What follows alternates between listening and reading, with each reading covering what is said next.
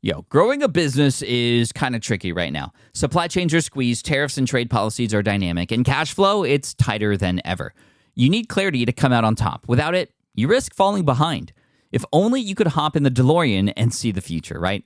Thankfully, there's NetSuite by Oracle. NetSuite has real-time forecasting to help you move ahead with confidence. This is your AI-powered business management suite and the #1 cloud ERP. Trusted by over 42,000 businesses, NetSuite brings accounting, financial management, inventory, and HR all under one roof.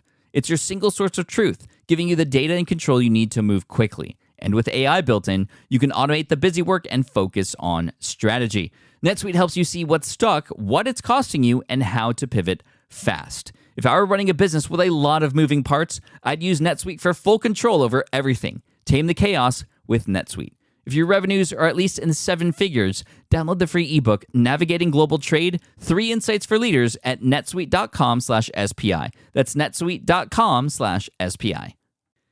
You spent months building towards launch day, but when the clock hits 0, your site crashes. Bots swarm, and loyal fans rage on Reddit. That's not good. Fanfare was built to stop that. Fanfare is the drop platform made for high-pressure moments, stampede-proof infrastructure, verified waitlists, and bot filters that actually work. Instead of refunds and rage, you get retention and revenue. And that sounds great to me. Your next launch shouldn't be a gamble.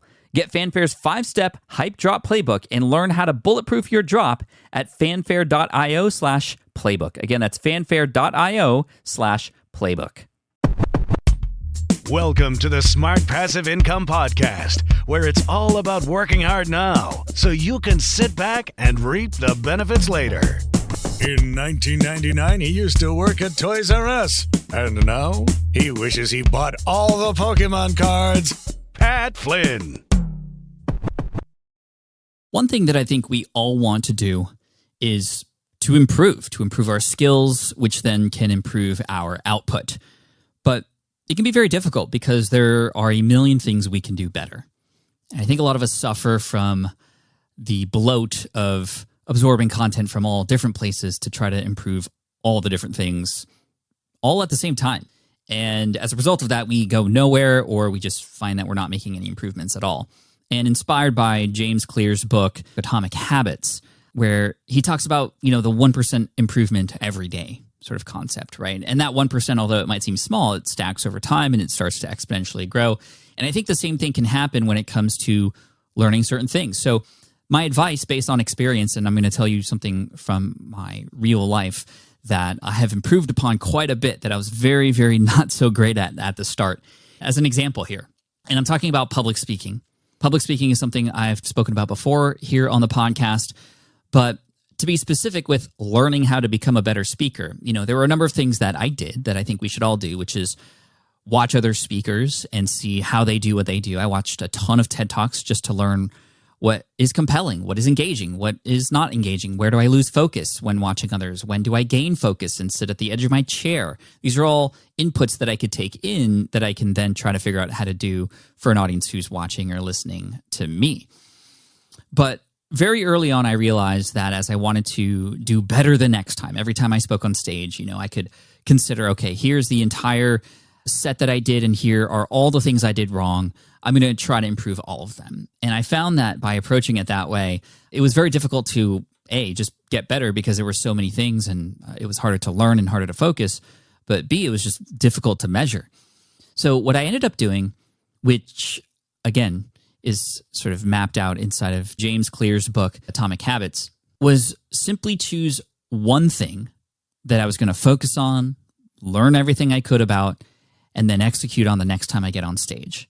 For example, I remember speaking in St. Louis at FinCon, the Financial Blogger Conference, and there were a lot of new things that I was bringing to that presentation, but there was one thing in particular that I said, okay, this specifically I'm going to try to improve this time. And what was that? That was what my hands were going to do. It was always something that was an issue. I remember my hands just kind of laying close to my side in some of those first presentations, and when I watch myself, I would notice that and pay attention and realize that, well, I could probably be doing something better with that.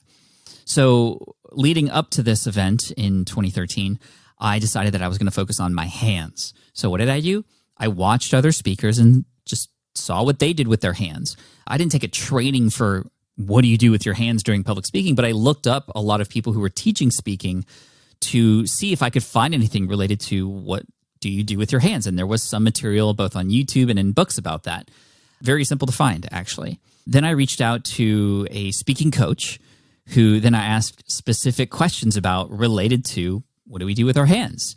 And in keeping that one thing in mind, I was able to focus that learning and thus be more likely to have a better performance the next time. And if, I don't know if you'd be able to find it, but if you have access to finding that event, you would be able to see that my hands were doing very specific things at very specific times. I learned, for example, that with your hands can be used to emphasize certain things that you're saying, almost like a punctuation, but using your body to do that as you were saying certain things. Other times, hands could be an absolute distraction as you're telling a story or transitioning. Hands sometimes are used as a safety blanket, if you will, and you start to notice a lot of movement in hands when maybe they shouldn't be there. That could be perhaps distracting. There are a few signals with your hands. For example, in certain cases, if you clasp your hands together and make a tight fist while you are speaking, it can often become a sign of either a lack of confidence or unsurety or being uncertain. I'm a much better presenter than I am a grammatical speaker at this current time, but you know what I mean? So when I focused on what do I do with my hands, I got better at what do I do with my hands. And then that information sticks with me for the rest of the presentations that I do from that point forward, because I'm literally absorbing it, learning it, practicing it, and then executing on it. And then the next time, I choose something else. One time I chose to focus on where am I on stage at what point in the presentation. And thankfully, I started to realize that you could do the same presentation over and over, and then I could do specifically things to improve a particular slide deck or particular talk and topic. And that was really cool because I could do the same talk and just make that talk better. But then again, what I learned about where I am on stage, the outer extremities of the stage, and making people on the outside feel like they're being paid attention to, which a lot of speakers don't do, to using the center as a sort of your power area to make and drive home certain points, to walking the stage during transition moments or stories to better emphasize those points where you pause. Again, these things are things that I could focus on one presentation, get better at, and then become a part of my repertoire, right? And this is how I've become I would like to consider a world-class speaker. I've been told that before. I don't like to say that about myself, but I know that I've improved, and I know that I get asked to speak on stages quite often because of this kind of work that I put into it. So those are just a few tips for you, not just for speaking, but for learning. How might you improve one thing the next time you do something, right? The next time you write an email, how are you going to make this email better than the last one? Well, you could just do everything to make it better. Or what if your storytelling in this email was as good as it can be? All right, let's research and find other emails, maybe in my inbox or that other people have used, or maybe there's templates out there for different stories and story frameworks that could be used in emails to increase that engagement, to pay attention to click-through rates and open rates and such. The next time you do a sale, how might you improve conversions? Well, you could focus on the sales page. You could focus on the checkout sequence. You could focus, what if you just focused on the checkout sequence? How do I optimize the checkout sequence? Let's just focus on that. Yes, you should focus on a lot of things, not just discount everything else. But as far as your all-in learning about a particular small percentage of something like a checkout process, could be exponential growth over time. And in that case, exponential additional revenue into your business as a result.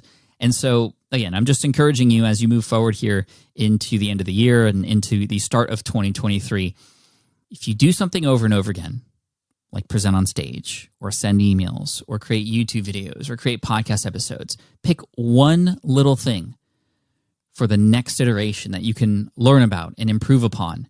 I promise you, over time, and not a very long period of time, but even a short period of time, you will begin to see really, really big results. So good luck to you. Thank you for listening to this episode of the podcast here on Friday. And make sure you hit subscribe so you don't miss out on the next episodes coming your way, including our interviews that we have on Wednesday and more follow-up Fridays. So thank you so much. I appreciate you and wishing you all the best. Cheers. Thanks for listening to the Smart Passive Income Podcast at smartpassiveincome.com. I'm your host, Pat Flynn. Our senior producer is David Grabowski, and our executive producer is Matt Gartland. Sound editing by Duncan Brown.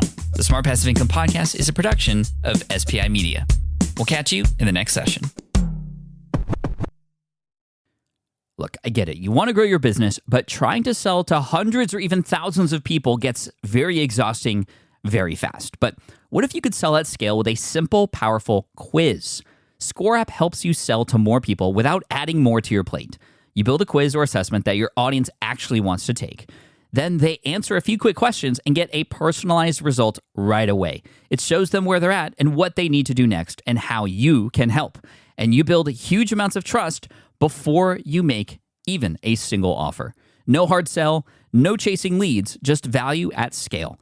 Get 50% off the first 3 months using the discount code SPI. All you have to do is just head to scoreapp.com/SPI. Again, that's scoreapp.com/SPI. Hey there, quick pause here because I have to tell you about a tool that completely transforms the podcasting workflow, Riverside. I get it. I used to juggle multiple platforms just to record one podcast episode. It was exhausting. Zoom for recording, Audacity for editing, and then a bunch of different apps just to create clips and social posts. I've tried other ones as well. They were okay, but they were clunky and super time-consuming. That's where Riverside has massively helped. I can do it all in one place, recording, editing, repurposing, one platform, one streamlined flow. I just log in, record with my guests no matter where they are in the world, and just like that, studio-quality audio and high-resolution video all in one. And get this, even if your Wi-Fi glitches, Riverside records locally on your device so everything sounds and looks crystal clear. But here's my favorite feature, Riverside's AI editing tool. You can remove silences and filler words with just one click, hours saved. With Magic Clips, Riverside also automatically finds the best moments and turns them into ready-to-post videos for YouTube Shorts, TikTok, Instagram, all without the extra editing. So if you're looking to level up your production quality and simplify your workflow, go to smartpassiveincome.com/Riverside and use code SMART to get 1 month free on the Pro plan. That's smartpassiveincome.com/Riverside, promo code SMART. It's built by creators for creators, and I think you're going to love it.